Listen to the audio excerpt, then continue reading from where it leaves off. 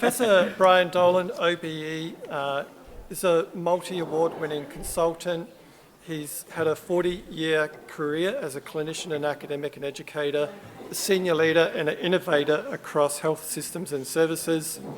His passion is, I've lost myself, health system reform. And I don't think I can say a lot more that can't be better communicated by Brian himself. What a privilege to have you with us. Thank you, Brian. Thank you very much. Thank you. So I'm just going to move these out the way, just move a bit of furniture. It was very apt, actually, that Craig got you to stand up, because actually I'm worrying about deconditioning. So we're going to talk about, for the next 4 or 5 hours, is around new ways of working for improved patient outcomes and experiences, but actually also about looking around care and the value and the importance of care in healthcare.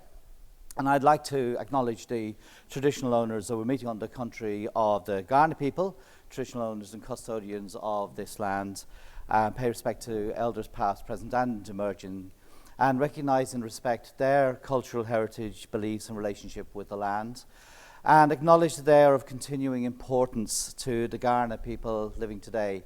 Actually, I'm very intrigued that it's with a K but pronounced G. I checked this, but then I come from a country where BH in Irish is pronounced either V or W, depending which mood you're in.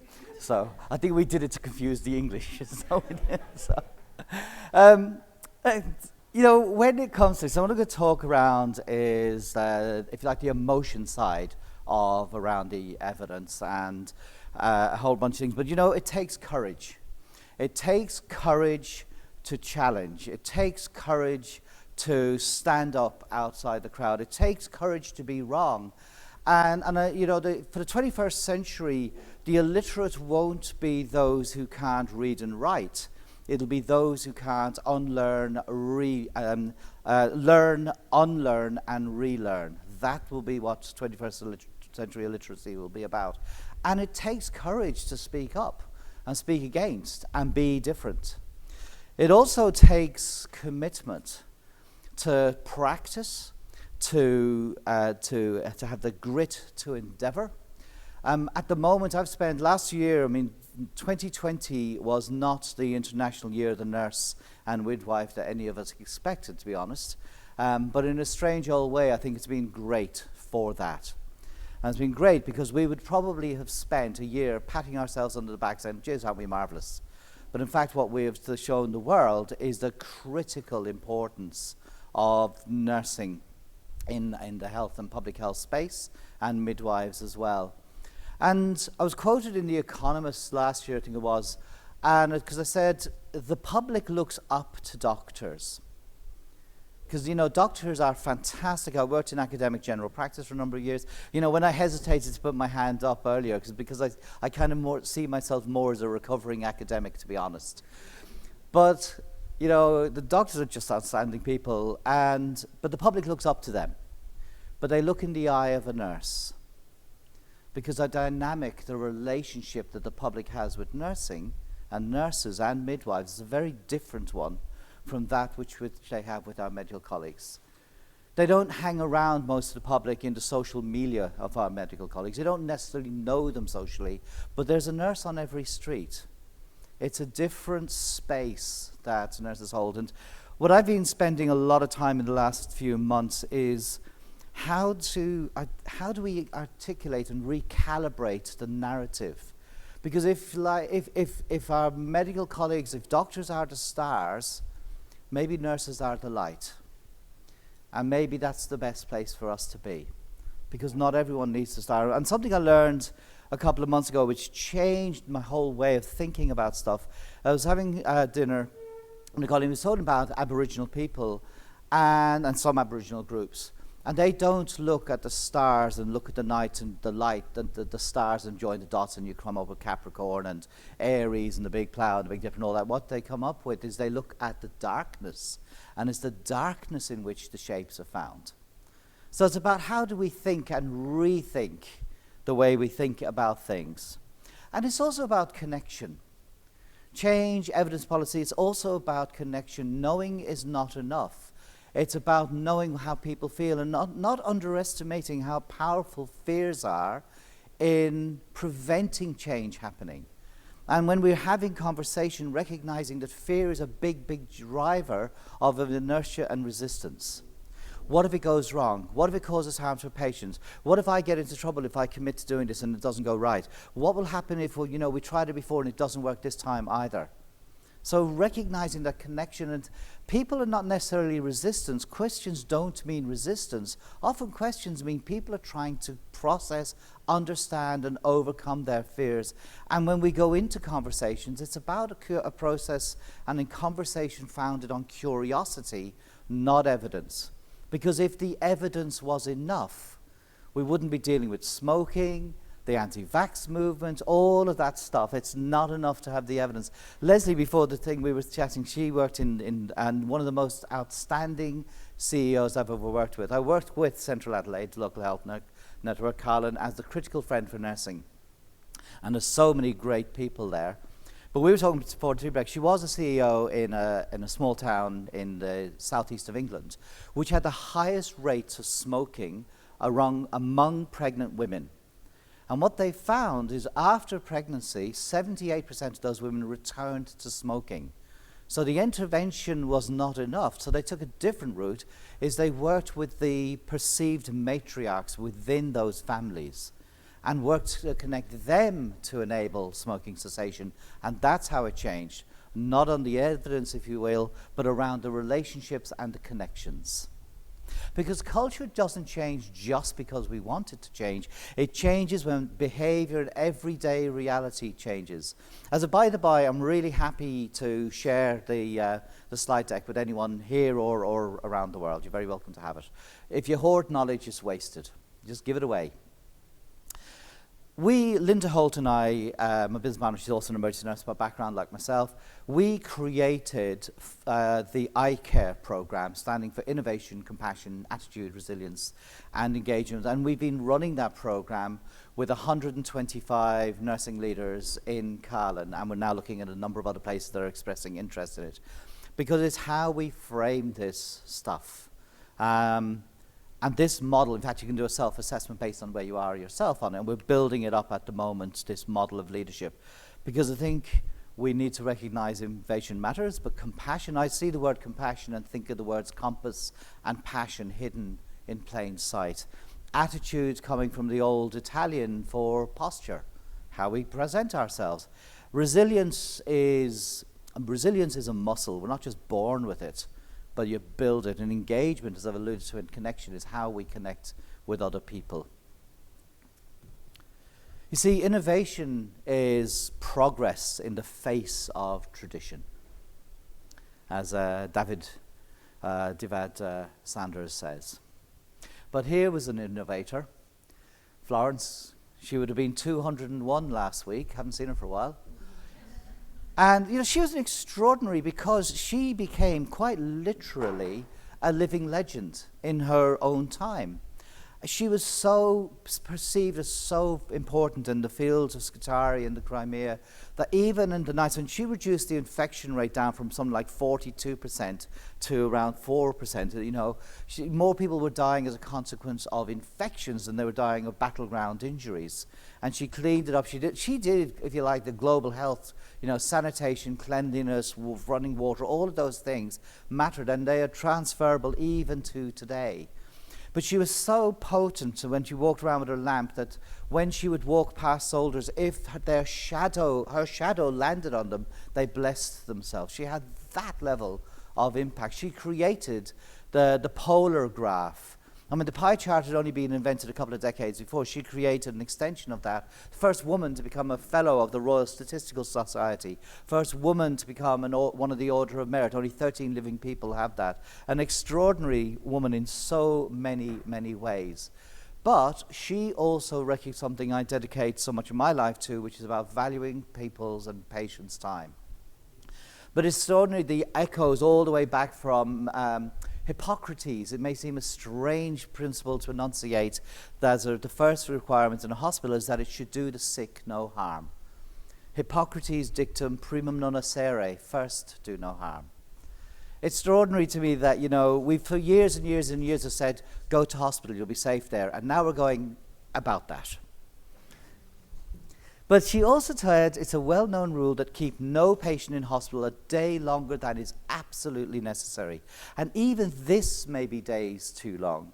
The patient may have to recover not only from illness or injury, but from hospital itself. Hospitals are, you know, I've been told, and I don't know if this is accurate or true, but that the Royal Adelaide is the one of, if not the largest building in the Southern Hemisphere. And it strikes me that that is an indictment of healthcare globally when its largest building, or one of its largest buildings, is a cathedral of technocure. Because 90% of patient contacts happen in primary care.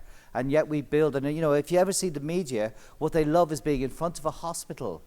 Ideally, if there's an emergency department sign behind it, just to give a sense of, oh my gosh. You don't see them standing in the field saying, here I am in the community. You know, and we have a reconfigure what we think. But the most important element in healthcare, I think, to my mind, the connecting currency is time. So how do we maximize time? How do we minimize patients' wasted time and prioritize that? But it's axiomatic to value patient time, we must value staff time as well. And what I'd like to show you now is a very brief 70-second video, which the fabulous AV guys will put on now.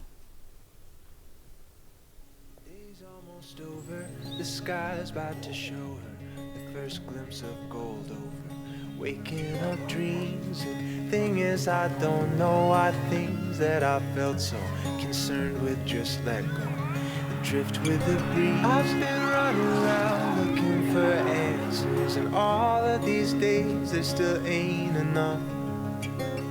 Like the moonlit late plains, let the questions just hang. All I need is time with your love. I've been running around looking for answers, and all of these days there still ain't enough. There ain't enough.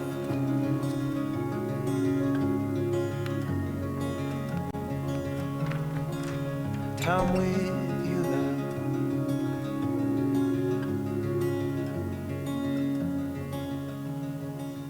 There ain't enough. Now, if there was a little more time, what I'd be saying to you is, what I'd like you to do is have a conversation about what struck you about that, what emotions did it evoke, and what often comes out is people went, well, I don't know what I would feel about this, and did you notice, you know, and it's not just about young people, but the other feature around it is that all of those little scenes, it was only the very last one that somebody was in a hospital, because hopefully all of us in this room and around the world will live a life that's that big, but the amount of time we spend in a hospital setting is that big. And you know, full declaration, my son Will Dolan and Asher Hardery's business partner, they are filmmakers and videographers, and I asked them to do this. It's called Your Last 1,000 Days. And you can find it on YouTube. But here's a question I'd like you to answer out loud, just to prove to the people listening around the world that there is actually people in the room. But this is the question I'd like you to answer out loud, and it's this. How many of your last 1,000 days would you choose to spend in hospital? What would that number be? Absolutely. Or actually, would you now like to join hands and contact the living, because we couldn't hear you.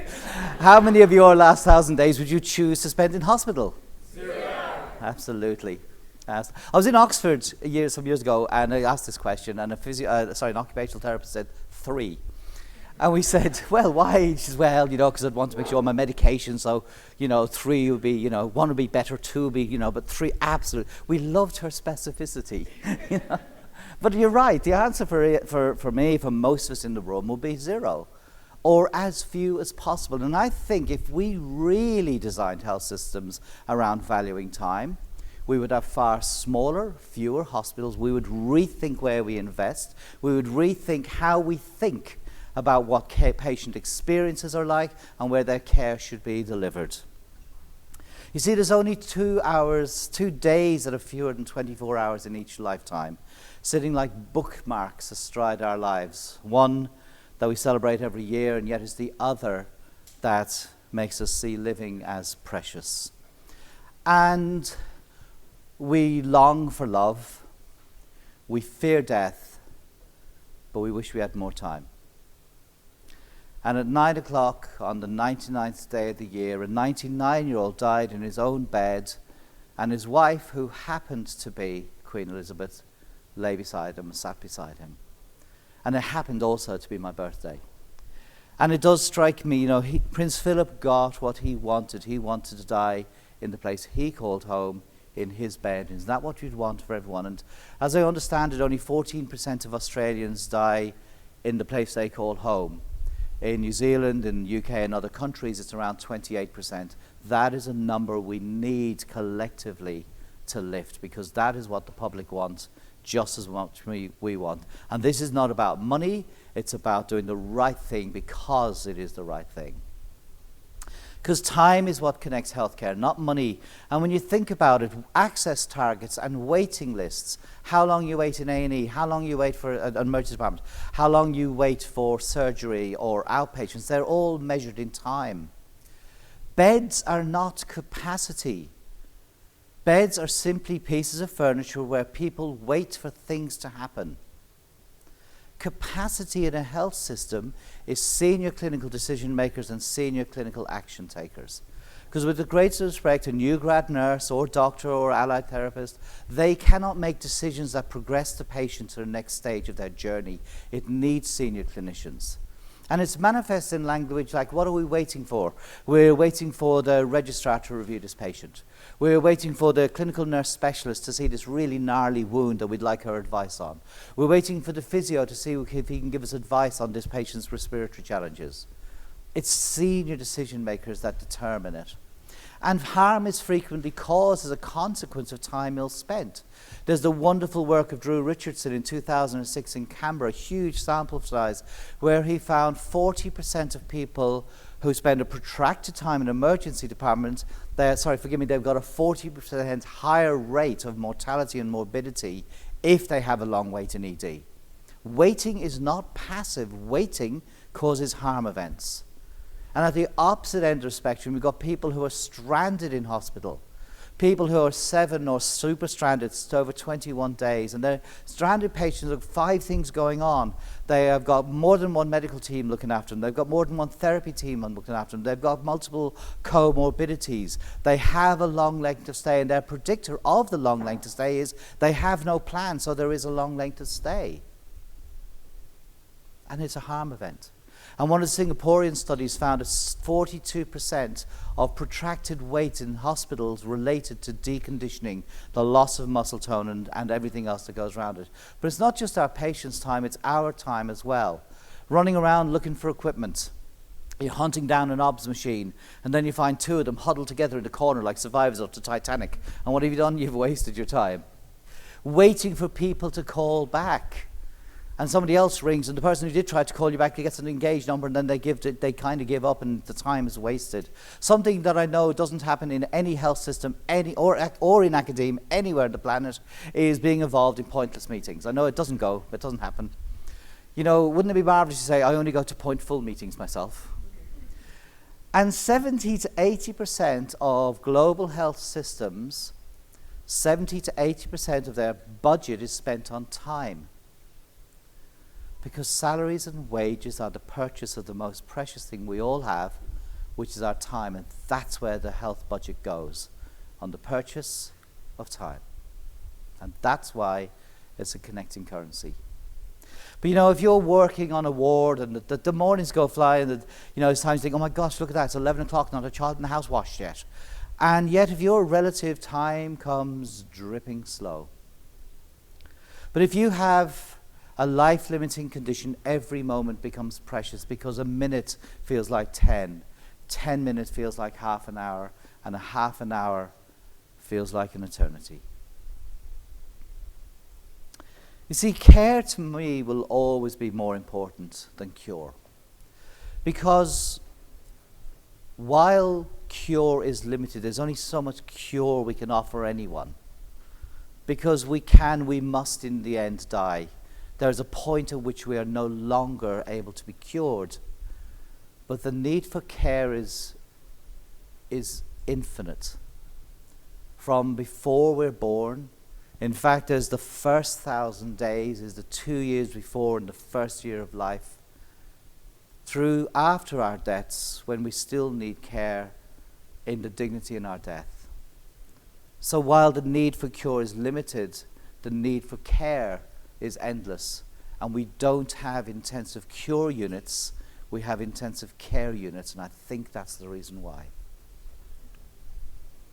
You see, 3 reasons for valuing patients' time is, to my mind, it is the most important currency. And while our time is busy and important, our patients' time is sacred. 46% of people over the age of 85 will die within 1 year of a hospital admission. And a third of medical patients are in their last year of life. And if you had 1,000 days left to live, how many would you choose to spend in hospital?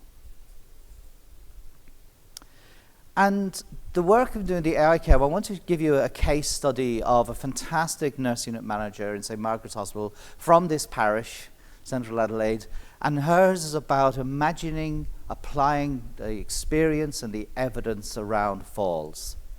And what they've done is they've created, for example, among a number of things, a falls tree and the falling leaves. And you can see they have the evidence around it, and they've done all the core stuff. They've cleared areas. They've checked what time the falls were occurring, and they were occurring where they were occurring was mainly towards the toilet. So they've introduced intentional rounding to make sure people are going to the bathroom regularly. They have created a whole good space, but that's the evidence. And let's be honest, the corporeal body of evidence around falls is pretty replete. It's not suffering from anorexia. You know, that is part of our work. And I'm talking next week, so far it's about 230 falls prevention folk registered on a webinar I'm going to be giving next week across the UK. And I feel like Daniel heading into a whole bunch of lions, because I'm going to be saying to them, falls prevention is the wrong term. Because that is a deficit model of thinking. What we really should be talking about is safer mobility. Because what is the one thing that is guaranteed to happen if you say to a child, don't drop that ice cream? You know, so we're always going to drop the, because we process the negative. And I couldn't you couldn't have a session at the JPI without mentioning great old Abraham Maslow. We're so busy worrying about keeping them safe, we forget about the self-actualization. But in the context of falls, the power of this, and they're checking when is their last fall, and when somebody does fall, they have a fallen leaf. And the power of that metaphor is engaged staff so much that the last thing they want is to have a falling leaf on their unit. Where it has led them to, very quickly, is they are reducing their falls by 1/3 and are on track to reduce costs by $600,000. And this is only about 3 months in. Because it's not just about the minds, it's hearts and minds in that order for a reason. First we connect emotionally, and then we apply the post hoc rationalization to adjust what we know is right in our hearts. But what we too often have are these battlefield metaphors of the body. We have the war against, insert condition here, COVID, heart disease, cancer. We have battling disease, we are fighting infection, we have aggressive treatments and immune defenses. We turn patients into a battleground on which we wage war on their bodies. They come in as a person, then they turn into a patient. And if despite everything we do to them, they are compliant and quiet and stoic and they go to meet their maker, what do we call them? Brave. And I really have a problem with this construct of brave patients. Cancer killed both my parents and my best friend. It wasn't not whether they were brave. We shouldn't turn brave into a moral judgment about people's strengths as an individual, because one in particular, my best friend, he was terrified all the way through, and Mark lasted about 1,000 days. He is represented, that film is dedicated to him, he is representing those three teenagers having the crack, the Irish variety, on the couch. You know, we need to be aware that our language is weighted, and in its weighting, we need to be mindful that what we use as normal trip-of-the-tongue language carries a different weight. Look at failure, heart failure, kidney failure, liver failure. Person goes home, they tell me, I've got heart failure, I could die any second. Failed discharge. But if somebody gets home for 2 days with their grandchildren and it's the last time they've seen them, that is no failure to them. Our language really, really matters. And there's also the language of the front line. There is no front line because that infers as a back line that doesn't matter as much. But I do know from living through the earthquakes in Christchurch over the decade and the shootings a couple of years ago, there is no them, there is only us. But also the problem of front line is putting people for the first time in generations into a place where they may end up as collateral damage. And they go home to loved ones who may become collateral damage. They become casualties in a war against. And it induces fear. And it is not helpful because it diminishes the value of the people like here. And you may not touch the hands of patients, but you absolutely touch the hands of those who touch the hands of patients. You matter. And being mindful of our language in terms of demographic time bombs and the tsunami of aging as if we're waiting for them to wash across the shores. The acopia. Most people I know who are older are suffering more from aphasia than acopia. The language of suffering from dementia. A person may be living a life of their construct and be quite happy. Why do we imply it's a sufferance? The word patient comes from I think it's Old Latin, to suffer. Actually, when you think about it, patients are called patients because they need to be, they wait so long. But also frailty from the Medieval. It's why they don't like the word frailty, because it infers fragile and poor morals. See, maybe we need to rethink how we think. And that includes moving away from falls prevention to safer mobility. Instead of thinking about cleaners, we need to think about patient safety associates, because their real job is keeping patients and staff safe. And what do you think that would do to someone if they went home and said, they changed my job title and look at who I am now? Isn't that something I am now even more purposeful? Instead of talking about reducing length of stay, maybe we should talk about giving patients back time. Instead of days in hospital, it's days away from home. Instead of hospital in the home, acknowledging that there's no ward like home. No matter how good, how compassionate, how caring and kind we are, there is no bed like your own bed. There's no home like your own home. You see, if you ever wondered why it's called ICU, now you know. Because what do we do to people? We put them in the most horrible, disadvantaging, disempowering, awful, unquestionable desperation of a place. And how would you fancy if we did this with our undergrads? See, Lisa Morton, forgive me, and Nicola Cogan, two psychologists, have done the most outstanding work looking at what does it mean to individuals, and they've had the sense that the gown embodies this sick role. They become physically and emotionally vulnerable. It's relinquishing control to the health professionals. But if you are 80 and you spend a week in a hospital bed, you will lose 20% of quads power, 1.5 kilos of muscle mass, most of that going from your thighs and your hips, and 10% of aerobic capacity. But what do? We say, but the person isn't safe, we need to keep them in bed. Without bad intent, we do great harm. But the thing is, if we risk nothing, our patients risk everything, because they have a ringside seat to their own safety. But there's a fantastic physio at Health Physio, and he talks about falls are often thought to be a problem of mobility, but it's not. It's a problem of immobility. It's mobilizing patients is what we need to do. And remember, it just takes one person. It just takes one person who's not willing to put up with it any longer, who sits on the bus on the 1st of December 1955, and when James Blake, the bus driver, said, "Go to the back of the bus," she said no. And this 42-year-old seamstress, this quiet introvert, said no, and she lit the spark of what became the civil rights movement. And where she sat down, within hours, hundreds were outside that jail in Montgomery, Alabama.